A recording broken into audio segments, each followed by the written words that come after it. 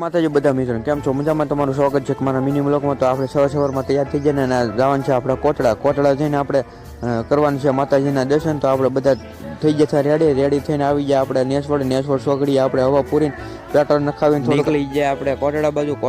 આપણે કરવાનું છે માતાજીનું દર્શન। તો આપણે મસ્ત મજાના દ્વારકાધીશના ગીત વાગતા થાય અને પોકી જાય કોટડા આવીને આપણે મૂકી દીધી પાર્કિંગમાં 4 વ્હીલ અને સામે દરિયો હતો ને અને આપણે